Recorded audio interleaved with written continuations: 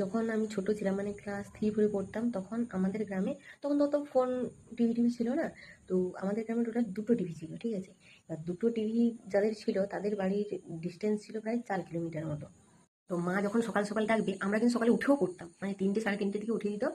উঠে প্রথমে রেডিওটা শুনতাম। তো রেডিওতে শোনার পরে রেডিও আমার সিঁদুর কাকিমার বাড়িতেই ছিল। তো শুনে সেখান থেকে আবার উঠে ওই টিভি দেখতে যেতাম। এর বাড়িতে যাবো, গিয়ে দেখবো প্রচুর যদি ভিড় দেখি তাহলে আমরা বলবো হ্যাঁ আমাদের ওখানটাতে যেতে হবে বলে। আমাদের গ্যাং ছিল 5-6 জনের গ্যাং। তো আবার আরেকজনের বাড়িতে যাবো, গিয়ে পুরো শেষ করে আসতাম। আর শেষ হওয়ার পরে মন যদি না হতো যে আরো আমাকে দেখতে হবে, মানে নেশা যদি লেগে যেত, ওখান থেকে আবার তার বাড়িতে যেতাম। এরকম শুধু দৌড়াতাম, পিড় পিড় করে দৌড় দিতাম আর কি। মানে সত্যি এখন ভাবলে খুব খারাপ লাগে। মানে কত নেশা ছিল, ইন্টারেস্ট ছিল। আর এখন দেখো ফোনে আছে অ্যাভেলেবল, কোনো সমস্যা নেই, কিন্তু ইচ্ছে করে না, ইন্টারেস্ট লাগে না। সকালবেলা উঠে মনে হলো ঠিক আছে একটু দেখি, তো দেখতে গেলাম, দেখলাম আধ ঘন্টা ওই টেনে টেনে দেখলাম, দেখার পর আর ইন্টারেস্ট নেই। সত্যি সেই পুরোনো দিনগুলো না খুব খুব মনে পড়ে। মাঝে মাঝে মনে হয় সেই পুরোনো দিনে ফিরে যাই, কিন্তু সেই রকম সেই উদ্যমটা এখন আর নেই।